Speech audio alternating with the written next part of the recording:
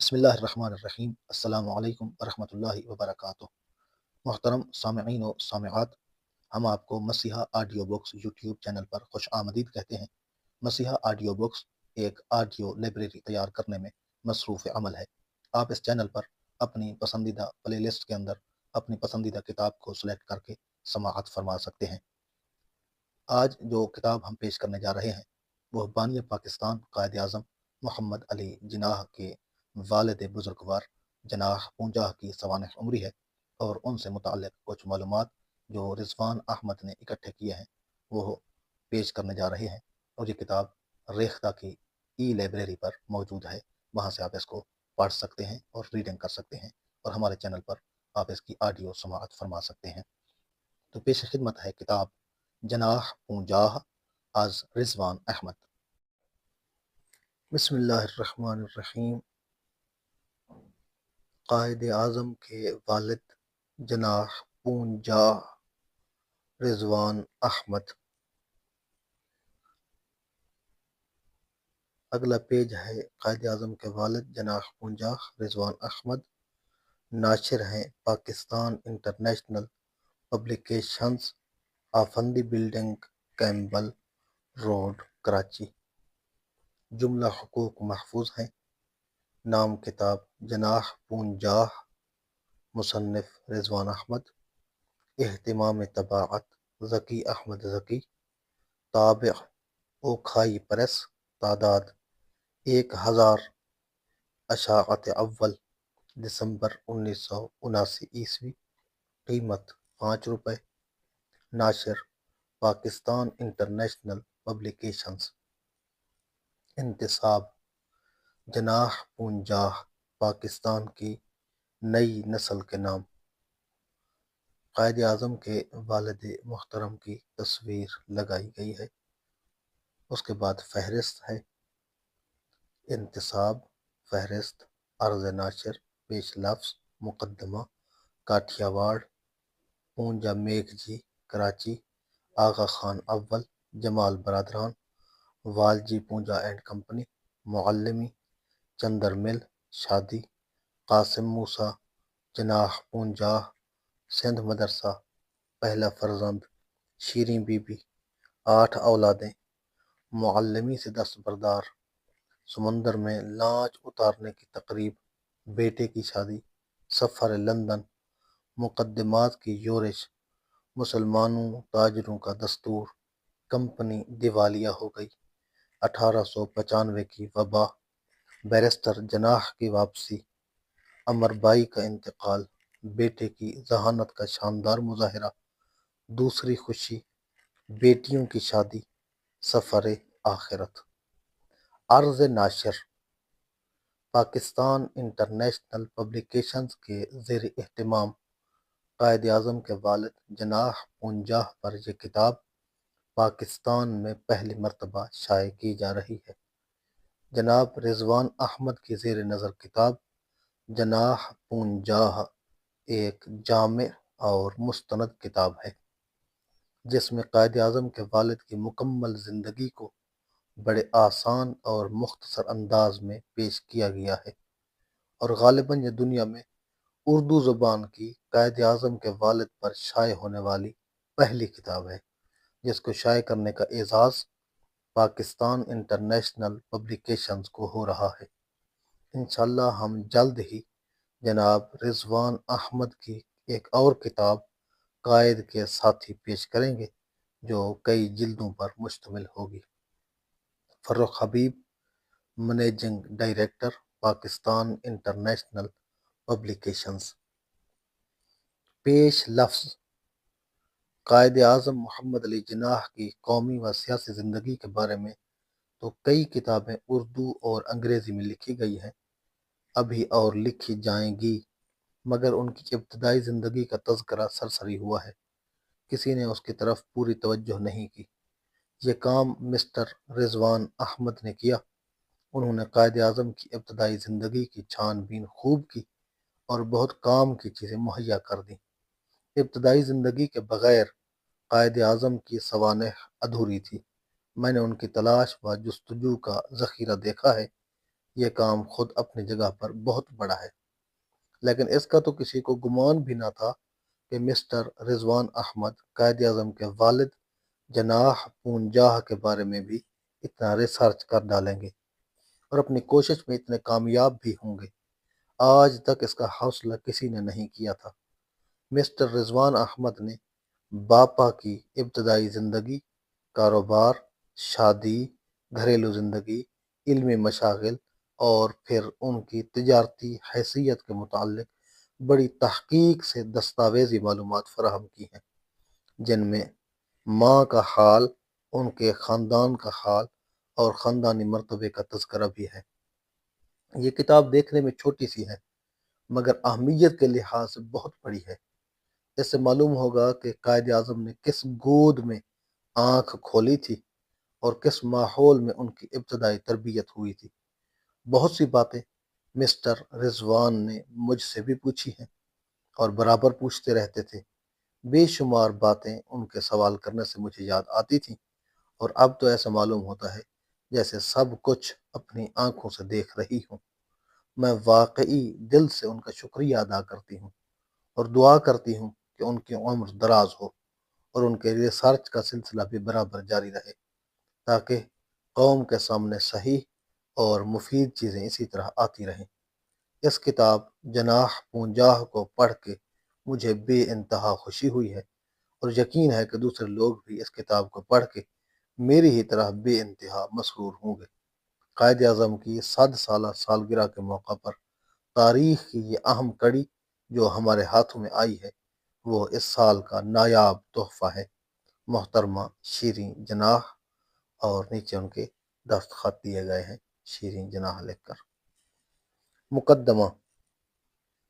قائد اعظم کے والد جناح پونجا کی یہ مختصر سوانح حیات قائد اعظم کی 100 سالہ سالگرہ کے موقع پر مکمل ہو چکی تھی۔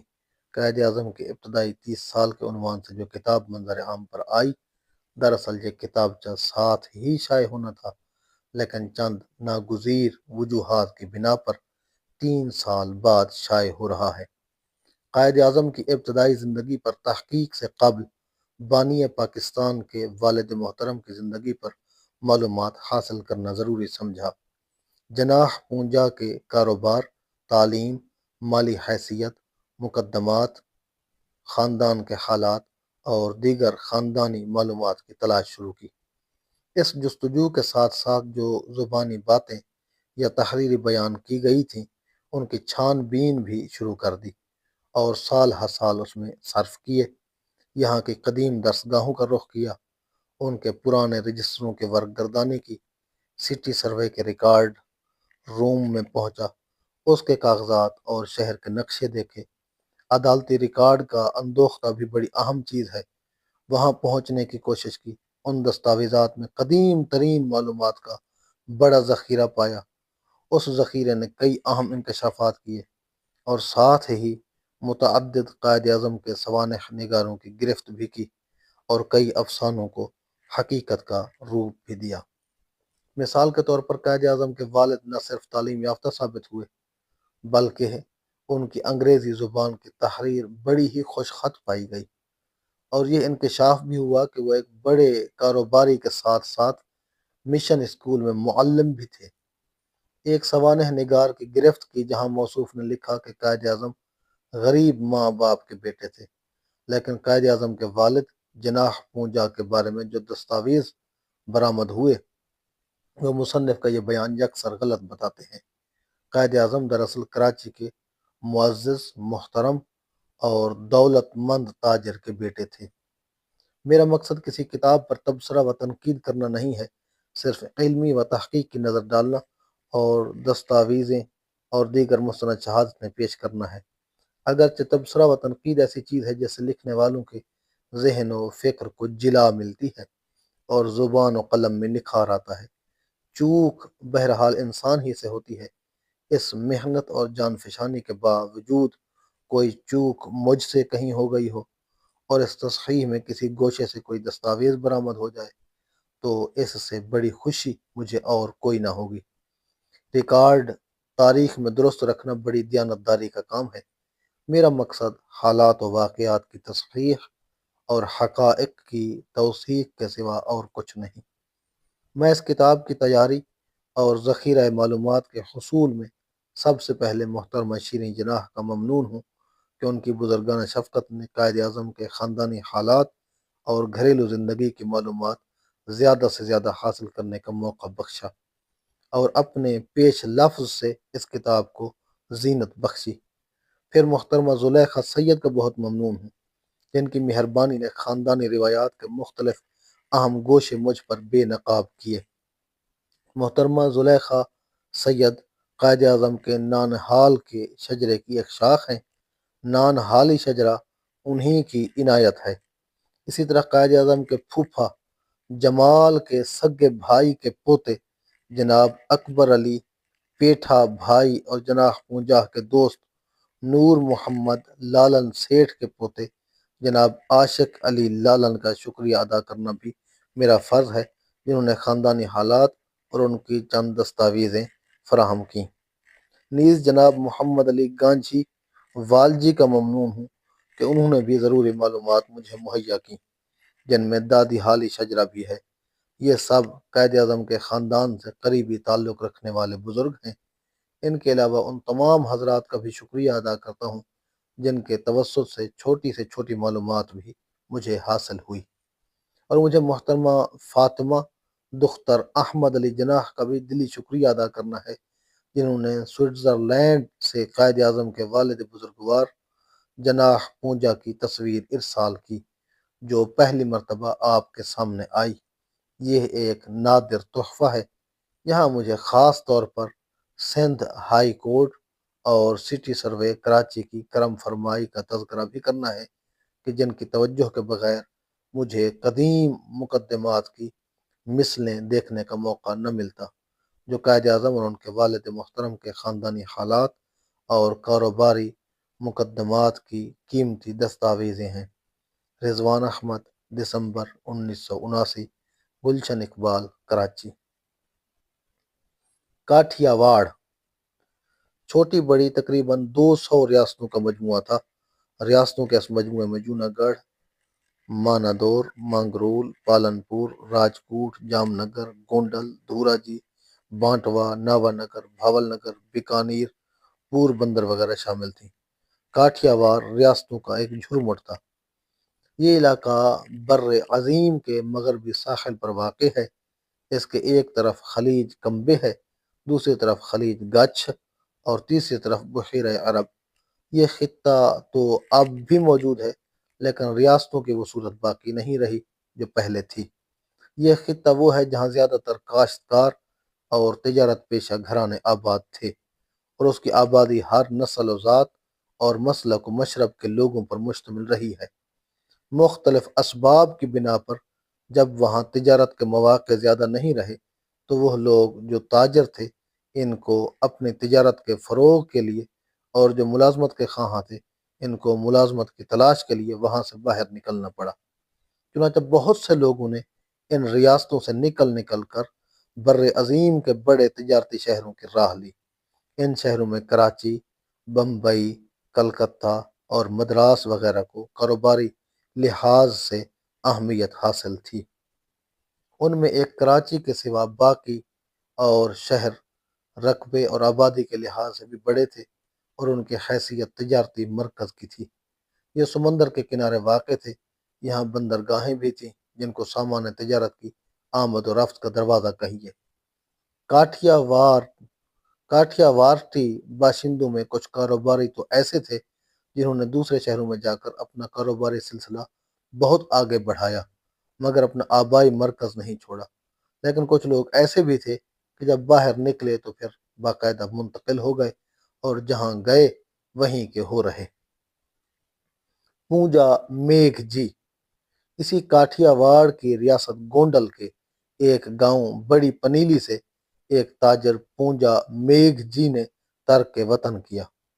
ان کا شجرہ یوں ہے: ہیر جی، میگھ جی، پھر اس کے بعد پونجا بھائی اور ان کی 3 اولادیں والجی پونجا، ناتھو پونجا، جنیا پونجا۔ یہ شجرہ والجی پونجا کے پوتے محمد علی گانجھی والجی نے مجھے عنایت کیا۔ جی ہاں، اسی کاٹھیا واڑ کی ریاست گونڈل کے ایک گاؤں بڑی پنیلی سے ایک تاجر پونجا میگھ جی نے ترک وطن کیا اور دوسرے بڑے شہروں کے مقابلے میں کراچی کو ترجیح دی۔ پونجا میگھ جی تنہا نہ تھے، ان کے ساتھ ان کی بیوی، اکلوتی بیٹی مان بھی، بڑے بیٹے وال جی، منجھلے بیٹے ناتھو اور چھوٹے بیٹے جنیا بھی تھے۔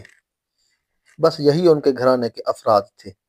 اس مختصر گھرانے کو لے کر وہ کراچی پہنچے اور پھر یہیں کے ہو رہے۔ پوجا میگھ جی اسماعیلی تھے۔ کراچی سن 1842 میں ایک جرمن سیاح نے کراچی کے بارے میں یہ لکھا ہے کہ کراچی ایک چھوٹا سا قصبہ ہے، یہاں چھوٹے چھوٹے گھر بہت قریب قریب بنے ہوئے ہیں، یہ قصبہ صاف ستھرا بھی نہیں ہے۔ اس کا نام کراچی، کاف کے اوپر پیش کے ساتھ، اس کا نام کراچی ہے۔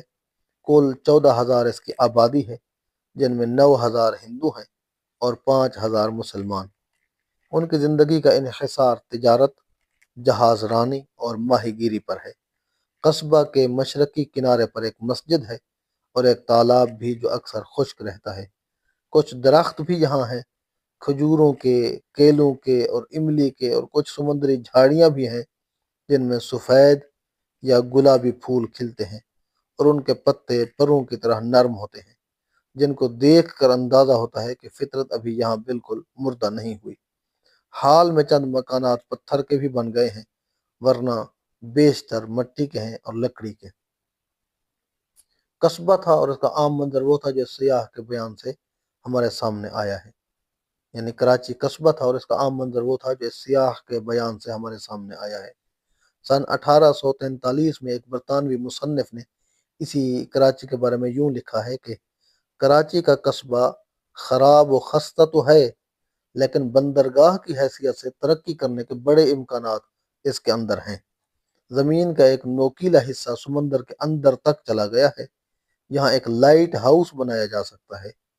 کراچی کی زیادہ تر تجارت کاہسنے کاٹھیا واڑ سے، بمبئی سے، ساحل مالابار سے، مسقط سے، زنجبار سے اور بندر عباس سے ہوتی ہے۔ جرمن سیاح کے بیان میں آبادی، درختوں، جھاڑیوں اور مکانات کے تذکرے کے ساتھ تجارت کا اجمالی تذکرہ ہے۔ برطانوی مصنف نے یہاں کی تجارتی ہمہ ہمی کی طرف توجہ دلائی ہے اور اس کے مستقبل کی پیش گوئی کی ہے۔ جرمن سیاح نے کراچی پیش کے ساتھ لکھا ہے اور برطانوی مصنف نے کراچی زبر کے ساتھ یعنی کراچی لکھا ہے۔ رے پر تشدید البتہ دونوں کے یہاں موجود ہے۔ آغا خان اول جب آغا خان اول سن 1840 میں ایران سے منتقل ہو کر بلوچستان کے راستے سے سندھ آئے تھے اور اپنی آمد سے پہلے انہوں نے خاصی بڑی تعداد میں اپنے خدام ہاشم کو یہاں بھیج دیا تھا۔ ان کے پوتے آغا خان ثالث نے اپنی مشہور یادداشت میں لکھا ہے کہ ایران سے ہجرت کے وقت میرے دادا اپنے ساتھ 1,000 سے زیادہ رشتہ داروں کو اور ان لوگوں کو جن کا انحصار ان کی ذات پر تھا، نیز دوسرے حاشیہ نشینوں، رفیقوں اور ذاتی و سیاسی حامیوں کو لے کر آئے تھے، جن میں معمولی ملازمین سے لے کر شہزادوں کے مرتبے تک کے لوگ تھے۔ ایران سے آنے والے اس شاہی قافلے میں آغا خان اول کے زبردست حامی اور معاون بلکہ دست راست ایک بزرگ تھے جن کا نام ولی تھا۔ یہ بھی اپنے اہل و عیال سمیت سندھ چلے آئے تھے، جن میں ان کے صاحبزادے جمعہ اور پوتے موسیٰ بھی تھے۔ پونجا میگھ جی آغا خان اول کے معتقدین میں تھے۔ وہ کاٹھیا واڑ سے نکلے تو کسی اور طرف جانے کی بجائے کراچی آ گئے۔ اس کا ایک سبب یہ ہو سکتا ہے کہ یہاں آ جانے سے ان کو مرشد کی سرپرستی اور ان کے حلقے کی حمایت حاصل ہو جائیں گی۔ سن 1856-57 سے کاٹھیا واڑ میں قحط پڑا اور سن 1861 تک تقریباً 5 سال کے عرصے میں اتنی شدت سے پڑا کہ آگرہ، پنجاب، راجپوتانہ، کاٹھیا واڑ، کچھ وغیرہ سبھی اس کی لپیٹ میں آ گئے۔ کاٹھیاواڑی باشندوں میں سن 56 کا کال اتنا مشہور تھا کہ اس زمانے میں اور اس کے بعد بھی ہر کنگال کو چھپنیا کہہ کر پکارتے تھے۔ پرانے لوگوں کی زبان پر چھپنیا کا لفظ آج تک جاری ہے۔ عجیب اتفاق ہے کہ یہ قحط سن 1856 میں پڑا اور 1956 بکری سمت میں بھی پڑا جو سن 1899 تھا۔ پونجا میگھ جی کاٹھیاواڑ سے اغلباً سن 1861 کے قحط کے زمانے میں نکلے تھے۔ کراچی آ کر پونجا میگھ جی نے کنڈا گلی کے ایک احاطے میں جو ڈیلا یا ڈیرا کہلاتا تھا ایک چھوٹا سا مکان کرائے پر لے لیا اور چھوٹا موٹا کاروبار کرنے لگے جس میں اللہ نے خاصی برکت ان کو دی۔ جمال برادران سن 1856-57 کے قحط کے زمانے میں اور جو لوگ کاٹھیاواڑ سے نکلے ان میں رتن سی نامی ایک شخص کے 2 نوجوان بیٹے پٹھیا اور جمال بھی تھے۔ یہ بھی کراچی آ گئے۔ یہ دونوں بھائی پیدل ہی نکل پڑے تھے اور کاچھ کے راستے سینکڑوں میل کی دشوار گزار مسافت انہوں نے مہینے میں طے کی۔ یہ بھی پونجا میگھ جی کے ہم مسلک و ہم خیال تھے۔ کراچی پہنچنے کے بعد ان دونوں نے ایک چھوٹا سا گھر کرائے پر لے لیا اور کچھ عرصے تک مزدوری کر کے گزارا کرتے رہے۔ پھر کچھ پیسے جمع کیے اور چنے لے کر بازار میں بیٹھ گئے۔ خدا نے کبھی محنت کرنے والوں کی محنت کو ضائع نہیں ہونے دیا ہے۔ ان دونوں نوجوانوں نے بڑی محنت کی اور چند ہی سال میں اس کا ثمرہ بھی پا لیا اور اس قدر کے 1868 میں رام جی پٹھیا بھائی کے نام سے انہوں نے اپنی ایک فارم بھی قائم کر لی۔ پونجا میگھ جی نے جمال برادران کے قریب ہی ڈیرا میں قیام کیا۔ ان دونوں بھائیوں کے روابط پونجا میگھ جی کے گھرانے سے بہت اچھے تھے۔ ہم وطن بھی تھے، ہم خیال بھی تھے اور کراچی میں ہمسایہ بھی اور اچھے ہمسایہ۔ آخر پونجا میگھ جی نے اپنی اکلوتی بیٹی مان جی کی شادی جمال بھائی سے کر دی اور دونوں گھرانے ایک ہو گئے۔ ان دونوں حوصلہ مند بھائیوں کا کاروبار اتنا بڑھا کہ جلد ہی ان کا شمار کراچی کے بڑے تاجروں میں ہونے لگا۔ وہ کئی جہازوں کے مالک بھی ہو گئے اور کارخانے بھی قائم کر لیے۔ والجی پونجا اینڈ کمپنی کراچی میں پونجا میگھ جی نے جو کاروبار شروع کر رکھا تھا، اگرچہ یہ چھوٹا موٹا کاروبار تھا مگر ان کی محنت و جان فشانی نے بھی اس کو بڑا فروغ دیا۔ ان کے کاروبار میں بھی بڑی برکت ہوئی۔ انہوں نے بھی ایک دن اپنے بڑے بیٹے والجی پونجا بھائی کے نام سے ایک فرم قائم کر لی۔ ان کا کاروبار مچھلی، گوند اور چمڑے کا تھا۔ وہ ماہی گیر بھی تھے، تاجر چرم بھی اور تاجر سمع غربی گم غربک یعنی گوند بھی۔ رفتہ رفتہ ان کی فرم نے بھی ترقی کر کے ایک کمپنی کی صورت اختیار کر لی اور اس کمپنی کا نام والجی پونجا اینڈ کمپنی ہو گیا۔ اس کمپنی کا کام بہت پھیلا۔ اس کے کئی چھوٹے بڑے گودام بھی تھے اور بار برداری کے لیے گدھے گاڑیاں بھی ان کے پاس تھیں اور بیل گاڑیاں اور اونٹ گاڑیاں بھی تھیں۔ اس کے ساتھ ہی ماہی گیری کی کشتیاں اور لانچیں بھی تھیں اور ان کی لانچوں کے نام فتح اور گیلانی تھے۔ معلمی سندھ پر انگریزوں کا تسلط سن 1843 میں ہوا تھا۔ کرنل پریڈی کراچی کا پہلا کلیکٹر تھا۔ سن 1846 میں پہلا انگلش اسکول اسی نے یہاں قائم کیا تھا جو کراچی کا قدیم ترین اسکول ہے۔ پھر کلیکٹر نے یہ اسکول چرچ مشن سوسائٹی کے سپرد کر دیا جس کے بعد اس اسکول کا نام چرچ مشن اسکول مشہور ہوا۔ کرینہ یہی ہے کہ پونجا میگھ جی کے سب سے چھوٹے بیٹے جینا بھائی نے اسی اسکول میں تعلیم پائی ہوگی، اسی لیے کہ کم و بیش سن 1872 میں جینا بھائی اسی اسکول میں معلم کی حیثیت سے نظر آتے ہیں، اور اسی زمانے میں وہ اپنے کاروبار والجی اینڈ کمپنی کے شرکاء میں بھی تھے۔ انہوں نے کمپنی کے کاروباری خط و کتابت اور بیرونی تعلقات کی ذمہ داری بھی اپنے ہی سر لے رکھی تھی۔ چندو مل، اسی شہر میں چندو مل نامی ایک صاحب بھی تھے۔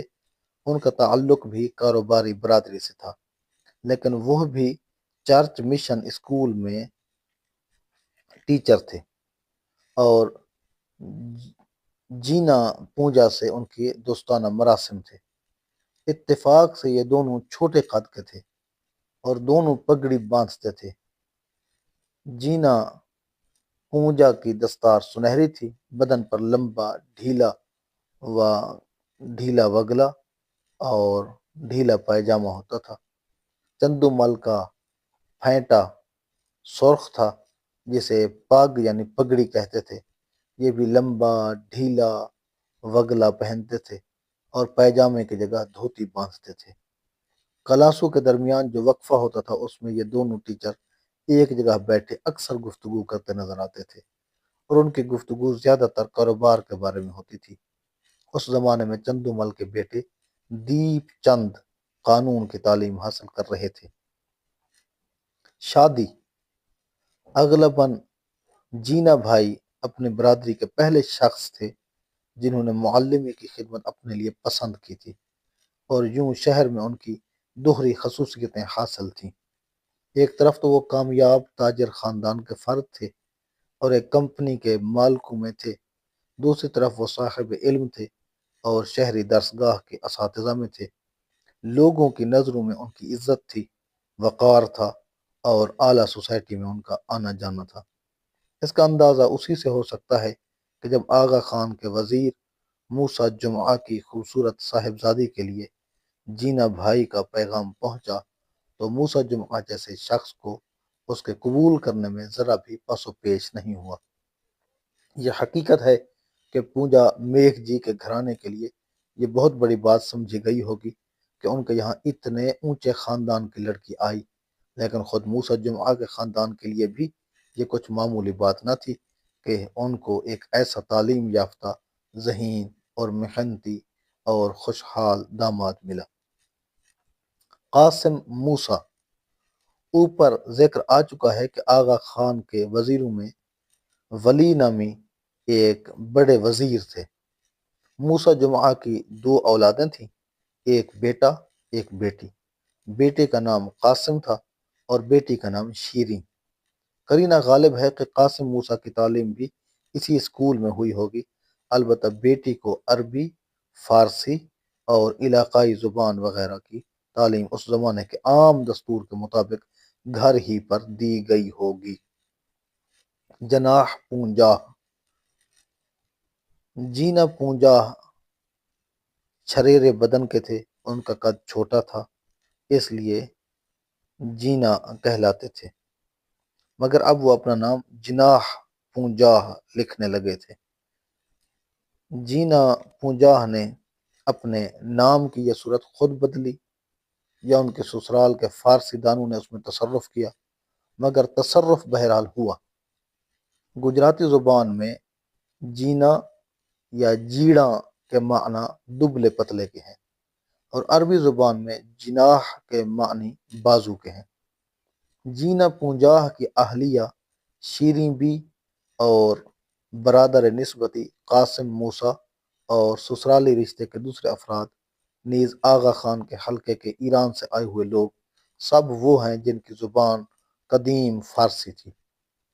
ان سب کا ذہن جینا پونجاہ کے نام سے قرآن مجید کے لفظ جناح کی طرف گیا ہوگا، اور اس پر طرح طرح سے گفتگو ہوتی ہوگی۔ خود جینا پونجاہ پڑھے لکھے آدمی تھے۔ کراچی میں بھی مکرانیوں اور بلوچیوں کی آبادی موجود تھی، اور ان کی زبان فارسی تھی اور آج بھی ہے، جس میں عربی اور اس سے کم فارسی الفاظ کا بڑا ذخیرہ ہے۔ مزید برآں کراچی کا تجارتی تعلق مالابار سے، مسقط سے، زنجبار سے اور بندر عباس سے جاری تھا، اور تاجروں کی آمد و رفت کا سلسلہ بھی قائم رہتا تھا۔ اس کے بھی اثرات الفاظ و اصطلاحات اور ان کے مفہوم و معنی کے لین دین اور رد و بدل پر فطرتاً ہوئے ہوں گے۔ بہرحال سبب کچھ بھی ہو، جینا پونجاہ نے اپنے نام کا تلفظ جناح اختیار کر لیا، یہاں تک کہ پونجاہ کو بھی وہ پونجاہ لکھنے لگے۔ دستاویزات میں ان کے انگریزی دستخط دیکھے جا سکتے ہیں۔ شادی کے کچھ عرصہ بعد جناح پونجاہ نے ایک نیا مکان کرائے پر لے لیا تھا اور اپنی بیوی کے ساتھ وہیں منتقل ہو گئے تھے۔ یہ مکان اس پلاٹ پر تھا جو چھاگلا اسٹریٹ کے کنارے واقع تھا۔ اس مکان کے ارد گرد کی زمینیں خالی تھیں، ایک مسجد کے سوا ان زمینوں پر اور کوئی عمارت نہیں تھی، اور یہ مسجد اس مکان کے قریب تھی۔ اس مسجد کا تذکرہ سرکاری کاغذات میں سن 1859 سے موجود ہے۔ کراچی میں انگریزوں کی آمد سے پہلے اس قصبے کے چاروں طرف مٹی کی اونچی اونچی فصیلیں قائم تھیں۔ قدیم دستور کے مطابق پوری آبادی فصیل کے اندر تھی۔ بتایا جاتا ہے کہ یہ فصیل اتنی چوڑی تھی کہ اس پر 2 بیل گاڑیاں آسانی سے آ جا سکتی تھیں۔ اس فصیل میں 2 دروازے تھے، ایک میٹھا در کہلاتا تھا، دوسرا کھارا در۔ دونوں دروازوں کے اوپر چوکیاں تھیں۔ قزاقوں سے محفوظ رہنے کے لیے غروب آفتاب کے بعد ہی یہ دروازے بند ہو جاتے تھے، اور بند ہونے سے پہلے نقارے بجتے تھے تاکہ وہ لوگ جو آبادی سے باہر گئے ہوئے ہوں وہ آواز سن کر جلدی کریں اور واپس آ جائیں۔ انگریزوں نے یہ فصیلیں توڑ دیں اور آبادی کے لیے گنجائش پیدا کی، اور قصبہ وسیع ہونے لگا۔ البتہ ان دونوں دروازوں کے نام نہ مٹ سکے۔ میٹھا در اور کھارا در پچھلی تاریخ کی یادگاریں آج بھی باقی ہیں، جبکہ سن 1842 کا یہ چھوٹا سا قصبہ 1876 میں عظیم الشان شہر بن چکا تھا۔ یہ فصیلیں بہت بوسیدہ ہو چکی تھیں۔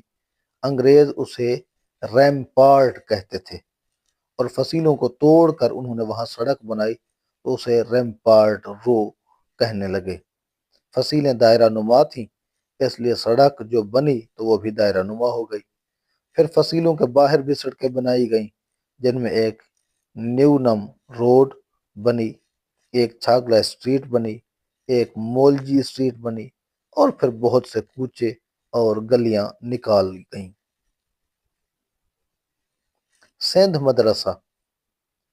جناح پونجاہ جس مکان میں رہتے تھے اس سے کچھ ہی فاصلے پر میران سندھ کے زمانے کا بنا ہوا ایک گھر تھا، جس میں ایک اور تاجر نور محمد لالن رہتے تھے۔ جناح پونجاہ اور نور محمد لالن کے دوستانہ تعلقات تھے، ایک دوسرے کے یہاں آمد و رفت تھی اور ایک دوسرے سے کاروبار بھی کرتے تھے۔ سر سید احمد خان کی سائنٹیفک سوسائٹی، اس کی مطبوعات، اور پھر مدرسۃ العلوم علی گڑھ کے قیام کا چرچہ عام ہوا تو سندھ میں بھی حسن علی آفندی بیگ کی سربراہی میں ممتاز مسلمانوں نے اس تحریک سے دلچسپی لی اور ایک درسگاہ کے قیام کی جدوجہد کراچی میں کی۔ ان ممتاز مسلمانوں میں جناح پونجاہ اور نور محمد لالن کے نام بھی لیے جاتے ہیں، جنہوں نے سرمایہ کی فراہمی میں نمایاں حصہ لیا۔ یہ درسگاہ سن 1885 میں سندھ مدرسۃ الاسلام کے نام سے قائم ہوئی اور آج تک قائم ہے۔ یہ درسگاہ پہلے بولٹن مارکیٹ کے نزدیک ایک مکان میں قائم کی گئی تھی۔ اس مکان کے بھی چاروں طرف زمینیں خالی تھیں۔ پھر یہ سندھ مدرسۃ الاسلام اس جگہ منتقل ہو گیا جہاں اب ہے۔ یہاں پہلے ایک سرائے تھی جہاں اونٹوں کے قافلے آتے تھے اور ٹھہرتے تھے۔ بعد میں اسی سرائے کو حاصل کر کے وہاں سندھ مدرسۃ الاسلام کی موجودہ عمارت تعمیر کی گئی۔ پہلا فرزند۔ جناح پونجاہ چھاگلا اسٹریٹ والے مکان میں رہتے تھے اور وہیں ان کے یہاں پہلا فرزند پیدا ہوا۔ پیر کا دن تھا اور سن 1876 کی 25ویں دسمبر تھی۔ پہلوٹھی کے اس بچے کا نام خاندانی روایات کے مطابق بچے کے ماموں قاسم موسیٰ نے رکھا اور محمد علی رکھا۔ جناح پونجاہ کے گھرانے میں یہ پہلا موقع تھا کہ خالص اسلامی نام رکھنے کی ابتدا آئی۔ اگرچہ جناح پونجاہ خود اپنے نام کو اسلامی رنگ دے چکے تھے۔ بچے کی پیدائش پر عام طور سے گھرانوں میں مسرت کی مختلف تقریبیں انجام دی جاتی ہیں اور ان میں کچھ نہ کچھ ہندوانہ رسوم کی آمیزش بھی ہوتی ہے۔ یہ رواج ان کے یہاں بھی تھا، مگر بچے کے کان میں آذان کہنا بہت ضروری تصور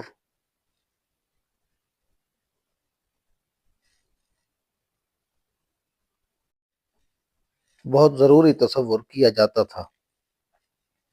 بچہ پیدا ہونے کے چھٹے دن بھی ایک تقریب انجام دی جاتی تھی جسے عام طور پر چھٹی کہتے تھے۔ ہندوؤں میں بھی یہ چھٹی ہوتی تھی اور مسلمانوں میں بھی۔ ہندوؤں کا یہ عقیدہ تھا کہ اس دن چھٹی ماتا نام کی کوئی دیوی آتی ہے اور بچے کی تقدیر قلم بند کر جاتی ہے۔ ان کے نزدیک وہی گویا کاتب تقدیر ہے، لہذا اس عقیدے کی بنا پر چھٹے دن بڑا اہتمام ہوتا تھا اور بچے کے قریب ایک خوبصورت اور رنگین قلم کے ساتھ زعفران کی بنی ہوئی روشنائی اور ایک چوپڑی یعنی بہی رکھ دی جاتی تھی کہ بچے کی تقدیر بہت اچھی اور خوش رنگ لکھی جا سکے۔ لیکن اس نوزائیدہ بچے محمد علی کے والدین نے جہاں خالص اسلامی نام رکھنے کی ابتدا کی، وہیں اس ہندوانہ رسم کو بھی ختم کیا اور خالص اسلامی احکام کے مطابق اپنے بچے کا عقیقہ کیا، اور اسی دن سے خاندانی رواج کی بنا پر اس بچے محمد علی کے نام کے ساتھ جناح بھائی کا لاحقہ بھی شامل ہوا۔ شیریں بی بی۔ ایک دلچسپ بات یہ بھی ہے کہ جب شیریں بی بی کو جناح پونجاہ بیاہ کر لائے تھے تو دلہن کی سسرال والیوں نے ان کی خوبصورتی، خوش مزاجی اور خوش سلیقگی کو دیکھ کر انہیں پیار سے میٹھی بائی کا لقب دیا۔ یہ لوگ سگھڑ، خوبصورت اور خوش مزاج لڑکیوں اور دلہنوں کو میٹھی کہا کرتے تھے۔ یہ بالکل اتفاق ہے کہ یہ لفظ فارسی لفظ شیریں کا ہم معنی بھی تھا، چنانچہ سارے گھرانے میں ان کی یہی عرفیت مشہور ہو گئی اور پھر یہی ان کا مستقل نام ہو گیا۔ 8 اولادیں۔ جناح پونجاہ اور ان کی اہلیہ شیریں بی یعنی میٹھی بائی کے یہاں اللہ کے فضل و کرم سے 8 اولادیں ہوئیں، 4 بیٹے اور 4 بیٹیاں، جن کے ناموں کی ترتیب اور ان کی پیدائش کے زمانوں کا انداز یوں ہے: محمد علی سن 1876، رحمت بی سن 1878، بندہ علی سن 1880، مریم بی سن 1882، احمد علی سن 1886، شیریں بی سن 1888، فاطمہ بی سن 1891، بچو سن 1893۔ بچو کا انتقال عقیقے سے پہلے ہی ہو گیا، اس لیے اس کا کوئی نام رکھا نہ جا سکا، اسے بچو بچو کہا جاتا تھا اور اس کے مرنے کے بعد بھی یہی نام زبانوں پر رہا۔ پھر بندہ علی نے کم سنی میں انتقال کیا۔ ان 2 بچوں کے علاوہ باقی 2 بیٹوں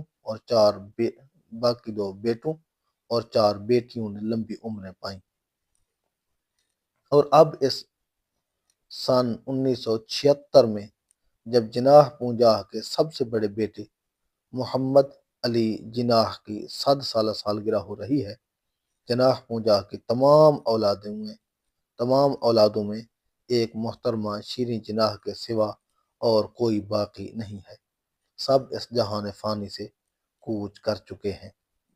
محترمہ شیریں جناح بتاتی ہیں کہ ہم نے اپنے گھر میں اپنے بزرگوں سے یہ سنا کہ رحمت بی بندہ علی پیدا ہوئے، پھر مریم بی پیدا ہوئی، مگر بندہ علی اس کے بعد ہی مر گئے، تو ماں کی بڑی آرزو تھی کہ اب ان کے یہاں لڑکا پیدا ہوتا۔ 2 سال کا عرصہ گزرا اور لڑکا پیدا نہ ہوا، تو انہوں نے بڑی دعائیں کی اور منتیں مانی۔ آخر مریم بی کے بعد احمد علی پیدا ہوئے۔ احمد علی کی پیدائش پر ماں کو بے انتہا خوشی ہوئی، انہوں نے سونے چاندی کے پھول بنوائے اور ان پھولوں کی چادر مزاروں پر چڑھائی۔ اور بڑی دھوم دھام ہوئی۔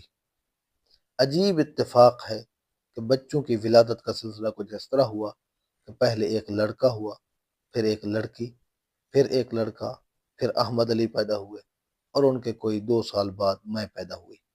میں اپنی صورت شکل کے اعتبار سے ویسی ہی تھی جیسی ماں تھیں، اس لیے سب نے مجھے شیریں شیریں کہنا شروع کر دیا، اور میں سچ مچ شیریں ہو گئی۔ یہی میرا نام پڑ گیا۔ باپا اور گھر والوں کی زبان میں چھوٹی شیریں، میری ماں کا نام سارے گھرانے میں اب شیریں نہ تھا بلکہ میٹھی مشہور ہو چکا تھا۔ میرے پیدا ہونے کے بعد عام خیال یہی تھا کہ اب کے بیٹا پیدا ہوگا، لیکن میرے بعد فاطمہ پیدا ہوئی، اور سن 1891 میں فاطمہ نے یہ سلسلہ توڑ دیا۔ فاطمہ جناح کیا توڑتی، خدا کو یہی منظور تھا۔ خدا نے جو چاہا وہی ہوا۔ البتہ فاطمہ جناح اپنے طبیعت اور مزاج اور عمل کے لحاظ سے ساری عمر بیٹی کی بجائے بیٹا ہی بنی رہیں، اور اپنے بھائی جان قائد اعظم محمد علی جناح کی خدمت بہن کی طرح نہیں بلکہ بھائی کی طرح کرتی رہیں۔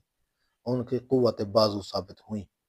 محترمہ شیریں جناح بتاتی ہیں کہ فاطمہ کے بعد سن 1893 کے لگ بھگ بچوں پیدا ہوا تھا، لیکن اس کی پیدائش کے ساتھ ہی کچھ پیچیدگیاں ایسی ہوئیں کہ تھوڑے ہی عرصے میں بچوں بھی چل بسا، اور ماں بھی اس کے بعد زندہ نہ رہ سکی۔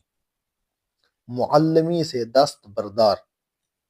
اوپر بیان ہو چکا ہے کہ جناح پونجاہ مقامی مشن اسکول میں معلم تھے، اور کاروبار بھی جاری تھا۔ ان کا یہ کاروبار اتنا پھیلا، اور اس کے پھیلاؤ نے اتنی شدت سے ان کی توجہ اپنی طرف کھینچی کہ ان کو اپنے پسندیدہ مشغلہ معلمی سے دست بردار ہو جانا پڑا۔ وہ معلمی چھوڑ کر اپنی خاندانی فرم والجی پونجا اینڈ کمپنی کے کاموں میں پوری یکسوئی کے ساتھ مشغول ہو گئے۔ اس کمپنی کا دفتر جناح پونجاہ کے رہائشی مکان کے قریب ہی کرائے کے ایک اور مکان میں تھا۔ اب جناح پونجاہ اس کمپنی کے مختار بھی تھے، منتظم بھی تھے، اور حصہ دار بھی۔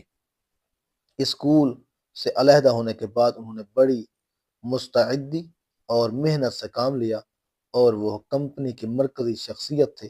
اوپر تذکرہ ہو چکا ہے کہ کاروبار چمڑے کا بھی تھا، گوند کا بھی تھا، اور مچھلیوں کا بھی۔ انہوں نے مقامی کاروبار سے زیادہ بیرونی تجارت کی طرف توجہ کی، اس کو فروغ دیا، اور بڑے ایکسپورٹر بھی ہو گئے۔ عموماً ان کا کاروبار برطانوی تجارتی اداروں سے ہونے لگا۔ برطانوی تجارتی اداروں سے ان کا خصوصی کاروبار مچھلی کی آنتوں فش ماؤز کا تھا، جس کی بڑی مانگ برطانیہ میں بھی تھی اور چین میں بھی۔ یہ لاکھوں روپے کا کاروبار تھا، جس کے لیے انہوں نے بمبئی اور دیگر ساحلی شہروں میں دفاتر قائم کیے، جو صدر دفتر کراچی کے ماتحت تھے۔ کراچی میں بھی انہوں نے خریداری کے متعدد مراکز قائم کیے۔ مثلا ایک مرکز میانی میں تھا، دوسرا شمس یعنی بھیٹ آئی لینڈ میں، اور تیسرا کونڈ میں۔ سمندر میں لانچ اتارنے کی تقریب۔ ان کے پاس چھوٹی بڑی کشتیاں بھی سمندری ضروریات کے لیے تھیں، مگر اب انہوں نے ایک بہت بڑی لانچ خاص اہتمام سے بنوائی، اور جب یہ لانچ بن کے تیار ہوئی تو اس کو سمندر میں اتارنے کی ایک تقریب بھی بڑی شان سے انجام دی۔ اس تقریب کے وقت ان کے فرزند محمد علی جناح کی عمر تقریباً 10 سال کی تھی، اور وہ بھی اس تقریب کی ہمہ ہمی میں شریک تھے۔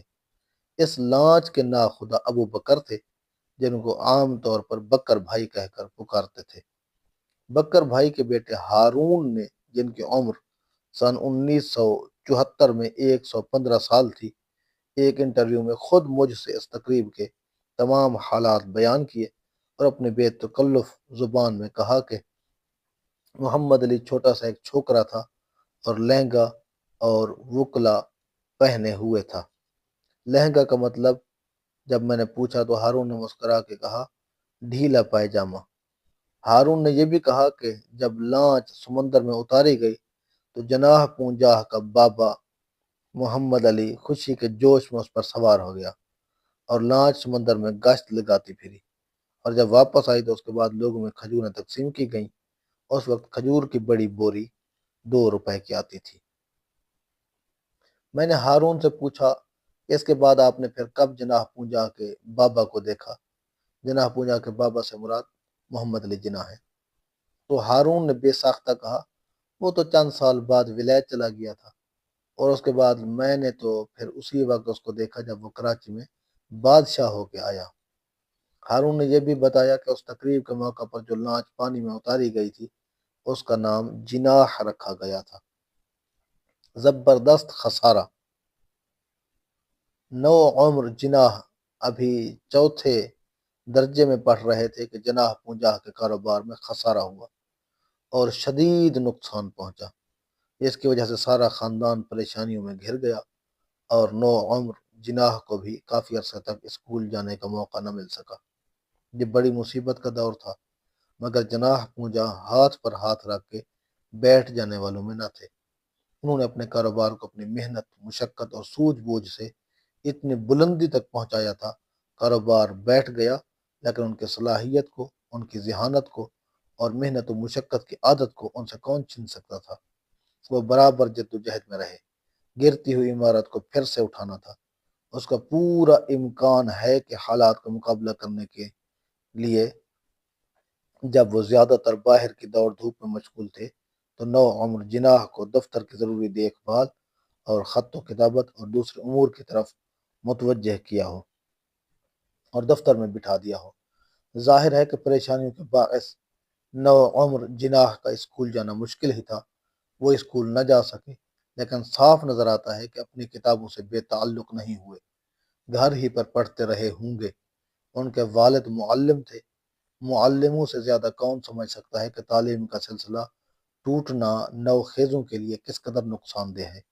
ممکن ہے راتوں کو یا جب بھی ان کو ذرا سکون ملتا ہوگا وہ اپنے فرزند کو پڑھاتے ہوں گے۔ بیٹے کی شادی۔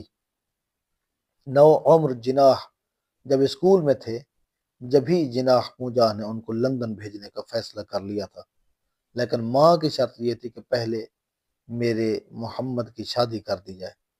وہ اپنے بیٹے کو پیار سے محمد کہا کرتی تھیں اور کہتی تھیں کہ کیا معلوم میرا بیٹا جب لندن سے واپس آئے گا تو میں زندہ بھی رہوں گی یا نہیں۔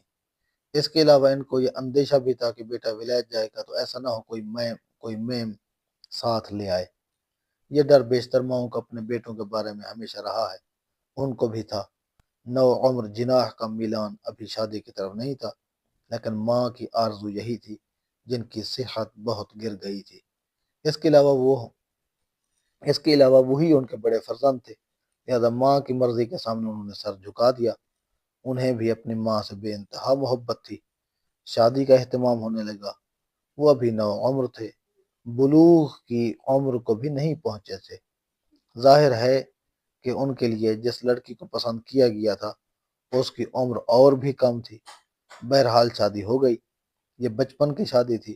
نو عمر جناح لگ بھگ 16 سال کے تھے اور دلہن 9-10 سال کی۔ دلہن لیرا کھیم جی کی بیٹی تھی۔ لیرا کھیم جی بمبئی کے دولت مند تاجروں اون کا کاروبار تھا۔ وہ اون برطانوی کمپنیوں کو فراہم کرتے تھے۔ لیرا کھیم جی کا آبائی گاؤں ہریانہ تھا، جو کاٹھیا واڑ میں جام نگر سے تقریباً 16 میل کے فاصلے پر واقع ہے۔ یہ شادی اسی گاؤں میں انجام پائی۔ شادی سے پہلے دلہا کا خاندان کراچی میں تھا، چنانچہ اسی کراچی سے بارات کشتیوں اور لانچوں میں روانہ ہوئی اور جوڑیا نامی ایک چھوٹی سی بندرگاہ پر اتری۔ اس کے قریب بارہ چاری یا ہوا بندر بھی تھا۔ جناح پونجا نے بھی اپنے آبائی گاؤں کے لوگوں کو اس شادی میں شریک ہونے کے لیے مدعو کیا تھا، اور طے یہ ہوا تھا کہ سب اسی جوڑیا میں آ ملیں گے اور یا رات وہیں سے باقاعدہ بارات کی شکل اختیار کر کے روانہ ہوگی۔ بارات کے لیے بیل گاڑیوں کا انتظام کیا گیا تھا، چنانچہ جوڑیا سے بیل گاڑیوں کی قطار دھوم دھام سے ہریانہ پہنچی۔ پہلے زمانے میں شادی بیاہ کا موقع بڑی چہل پہل کا ہوتا تھا۔ دلہن والے بھی بارات کا شاندار استقبال کرتے تھے اور مسرتوں کے جوش و خروش میں دونوں طرف سے خوب چھیڑ چھاڑ اور مزے کی نوک جھونک ہوتی تھی۔ بلکہ آج بھی یہ رواج کم و بیش پایا جاتا ہے کہ دلہا والے جب بارات لے کر دلہن والوں کے ہاں پہنچتے ہیں تو کوئی نہ کوئی چھیڑ کی بات ڈھونڈ ڈھونڈ کے نکالی جاتی ہے، طرح طرح کی فرمائشیں کی جاتی ہیں، اور دلہن والے بھی دل ہی دل میں مزے لے لے کر مگر ظاہراً پریشانی و اضطراب کا اظہار کرتے ہوئے ان کی فرمائشیں پوری کرنے کو لپکتے ہیں، اور کبھی کبھی تو فرمائشیں بڑی ٹیڑھی قسم کی کر دی جاتی ہیں اور سمدھیانے والے واقعی پریشان ہو جاتے ہیں۔ اسی طرح کا ایک واقعہ نو عمر جناح کی شادی کے موقع پر بھی ہوا۔ دولہا والے بڑے کاروباری تھے تو دلہن والے بھی کچھ کم نہ تھے۔ بارات جب ہریانہ پہنچی تو دولہا والوں نے یہ فرمائش کر دی کہ ہماری گاڑیوں کے بیل چاندی کے برتنوں میں پانی پیتے ہیں، اس کا انتظام کیا جائے ورنہ وہ پانی نہیں پئیں گے۔ لیرا خیمجی اور ہر طرح کی فرمائش پوری کر سکتے تھے، یہ سب کو معلوم تھا، مگر اس قسم کی فرمائش پوری کرنا واقعی بہت مشکل تھا۔ کسی کو یقین نہ تھا کہ لیرا خیمجی یہ فرمائش پوری کر سکیں گے، اور فرمائش اگر پوری نہ ہوئی تو نوک جھونک اور بڑھے گی۔ لیرا خیمجی ادھر سے ادھر بھاگتے پھرے اور کچھ دیر عجیب سما رہا، مگر دیکھیے کہ یہ مسئلہ طے کیسے ہوا۔ طے ہوا اور راجہ صاحب جام نگر جب کبھی بارہ چاری یا ہوا بندر جاتے تھے تو راستے میں عموماً لیرا خیمجی کے مہمان ہوا کرتے تھے، یہ ان کا دستور تھا، اور لیرا خیمجی ان کی بڑی خاطر مدارات کرتے تھے۔ ان کی خاطر مدارات کا یہ عالم تھا کہ انہوں نے راجہ صاحب جام نگر کے لیے چاندی کے برتن بنوا رکھے تھے۔ اس شادی کے موقع پر جب دلہا والوں کی فرمائش نے مشکل پیدا کر دی اور پھر یہ مشکل مزید پیچیدگیوں کی صورت اختیار کرنے لگی تو یہی برتن کام آئے۔ دولہا والوں کی گاڑیوں کے بیلوں نے چاندی ہی کے برتنوں میں پانی پیا اور لیرا خیمجی کی ناک یوں اونچی رہی۔ سفر لندن۔ شادی کے بعد نو عمر جناح نے تقریباً سال بھر کا عرصہ کراچی میں گزارا اور چرچ مشن اسکول میں داخلہ لے کر اپنی تعلیم جاری رکھی، اور پھر جنوری سن 1893 میں لندن روانہ ہو گئے۔ مقدمات کی یورش۔ جناح پونجاہ کے کاروبار کو خسارہ ہوا تو ان پر چاروں طرف سے لوگ ٹوٹ پڑے۔ نالش پر نالش ہونے لگی۔ پہلا مقدمہ ایک برطانوی کمپنی والکٹ برادرز نے دائر کیا، اور دوسرا مقدمہ اس مکان کے مالک نے دائر کیا جس مکان میں کمپنی کا دفتر تھا۔ مالک مکان ایک سود خوار ہندو بنیا تھا، اس نے بگڑی ہوئی صورتحال سے حسب معمول فائدہ اٹھانا چاہا۔ اس نے جھوٹے دعوے عدالت میں کیے اور جناح پونجاہ کو اس مکان سے نکلوانے کی کوشش کی۔ ایک دعویٰ اس نے یہ کیا تھا کہ کرایہ دار کے ذمے 1000 روپے واجب الادا ہیں۔ کرایہ دار نے 12 سال سے کرایہ ادا نہیں کیا ہے۔ فرم کی طرف سے ٹیک چند وکیل تھے۔ بحث کے بعد یہ واضح ہوا کہ دعویٰ فرضی ہے، لہذا عدالت نے مقدمہ خارج کر دیا اور جناح پونجاہ کو ہرجانہ دلوایا۔ بنیے نے اپیل کی تو اپیل بھی خارج ہو گئی۔ اس بنیے کے علاوہ برطانوی کمپنیوں نے بھی جن سے جناح پونجاہ کی فرم کا کاروبار تھا یکے بعد دیگرے مقدمات دائر کرنے شروع کر دیے۔ مشرقی اور مغربی دونوں بنیوں نے جناح پونجاہ کو بے حد پریشان کیا۔ مسلمان تاجروں کا دستور۔ یہاں ضمنی طور پر یہ تذکرہ دلچسپی سے خالی نہ ہوگا کہ سندھ میں مسلمان تاجر جب اپنے حساب کتاب کا رجسٹر مرتب کرتے تھے تو اسی کھاتے کی پیشانی پر پہلے اللہ تہار لکھتے تھے، جس کے معنی ہے اللہ تو ہی مددگار ہے۔ ان مقدمات کے ضمن میں جو بھی کھاتے اس وقت عدالت میں پیش ہوئے تھے ان میں یہی درج ہے۔ مذکورہ عبارت کے علاوہ ایک و اللہ جو بھی لکھا جاتا تھا، جس کے معنی ہے اللہ ایک ہے۔ مسلمان کسی کام کو شروع کرنے سے پہلے ہمیشہ بسم اللہ یا اس کے ہم معنی جملے یا فقرے کہتے اور لکھتے رہے ہیں۔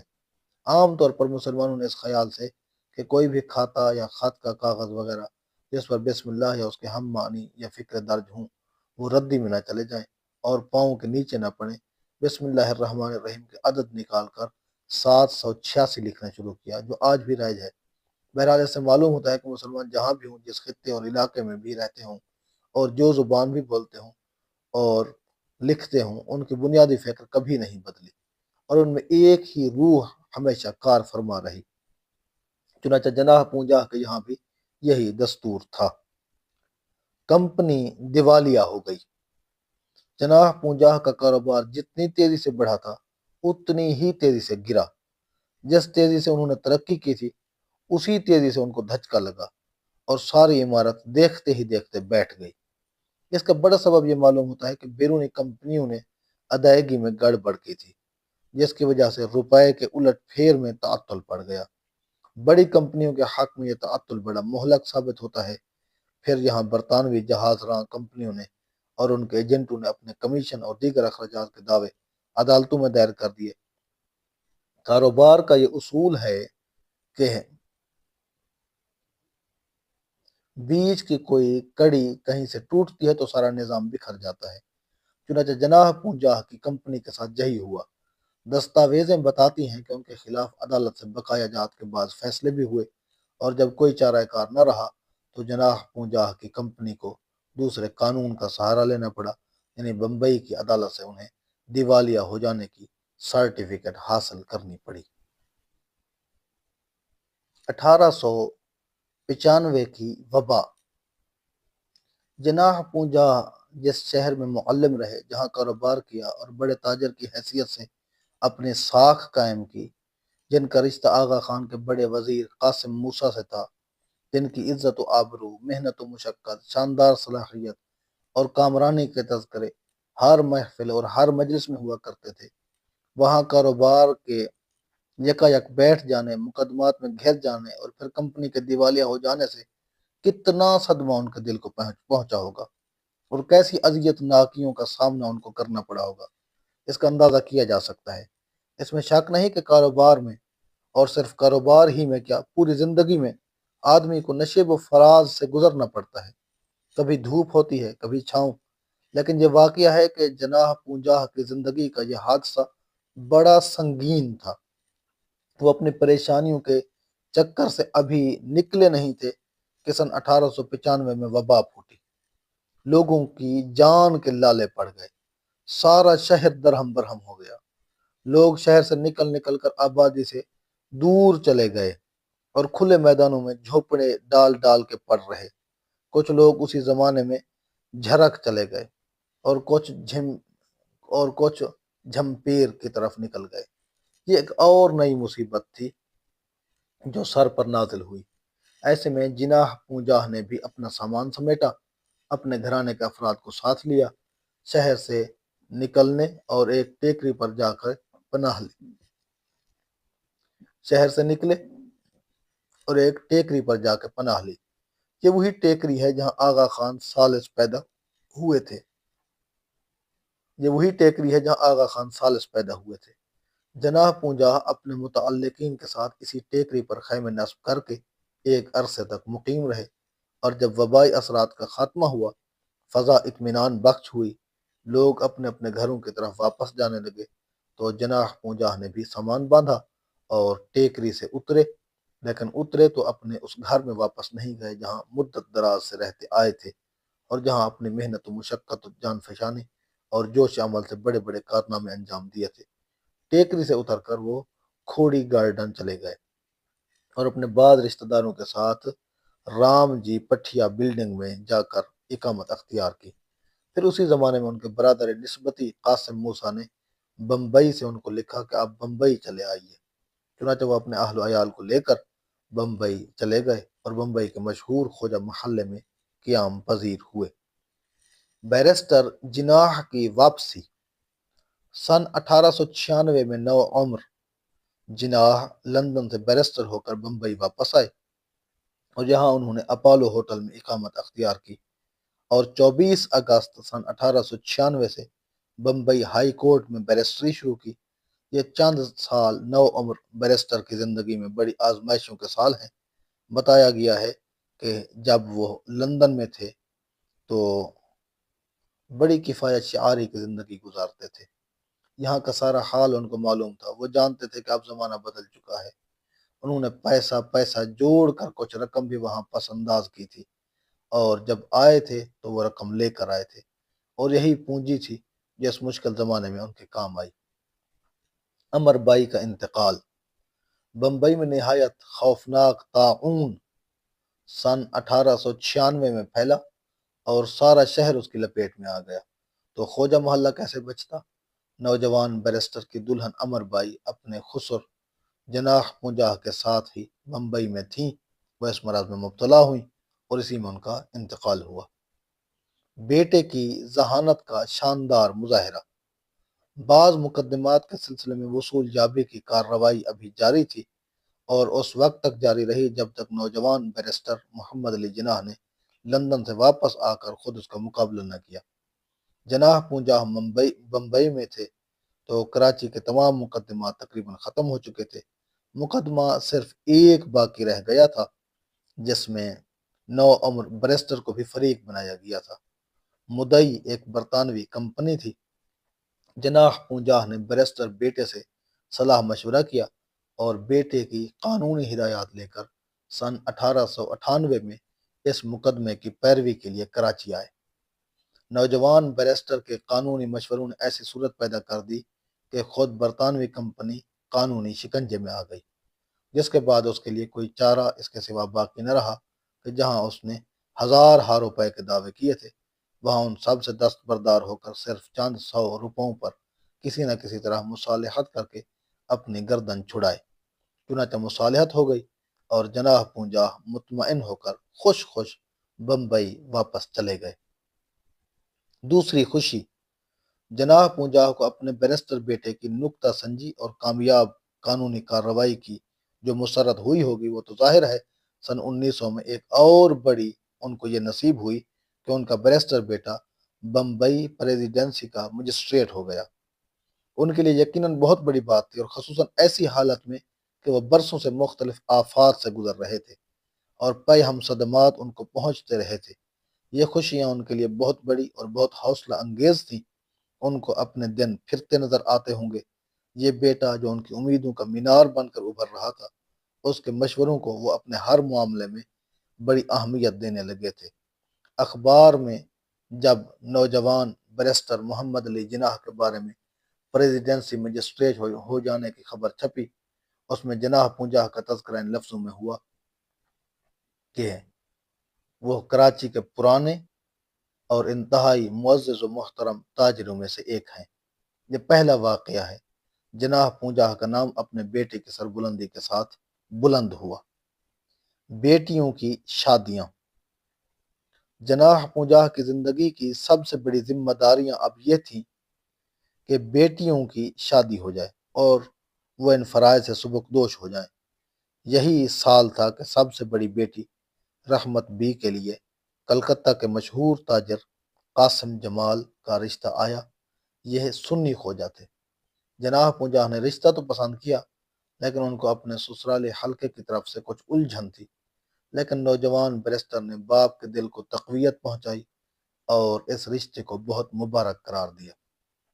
آخر باپ بیٹے کے مشورے اور فیصلے سے یہ شادی قاسم جمال ہی سے ہوئی، لیکن اسی بات پر جناح پونجاہ کے تعلقات اپنی سسرال والوں سے ختم بھی ہو گئے۔ سفر آخرت۔ سن 1902 میں جناح پونجاہ کی طبیعت زیادہ خراب رہنے لگی تو انہوں نے خواہش ظاہر کی دوسری بیٹی مریم بی کی شادی بھی میرے سامنے ہی ہو جاتی تو میں یہ خوشی بھی دیکھ لیتا۔ چنانچہ جناح پونجاہ بستر علالت پر بلکہ بستر مرگ پر تھے کہ مریم بی کی شادی کا اہتمام کیا گیا، اور مریم بی کی شادی بمبئی سے مشہور تاجر عابدین پیر بھائی سے ہو گئی۔ یہ بھی سنی خوجہ تھے۔ اس کے چند ہی ماہ بعد جناح پونجاہ نے 17 اپریل سن 1902 کو اس دنیا سے کوچ کیا۔ ان للہ و انا الیہ راجعون۔ محترم سامعین و سامعات، مسیحا آڈیو بکس یوٹیوب چینل پر جناح پونجاہ کتاب کو مکمل سماعت فرمانے کا بہت بہت شکریہ۔ انشاءاللہ پیش خدمت ہوں گے ایک اور کتاب کے ساتھ، ایک اور ریکارڈنگ کے ساتھ۔ تب تک کے لیے اجازت دیجیے۔ اپنا بہت سارا خیال رکھیے گا اور ہمارے اس چینل کا اللہ تعالیٰ آپ سب کو خیر دنیا و آخرت نصیب فرمائے۔ والسلام علیکم ورحمۃ اللہ وبرکاتہ۔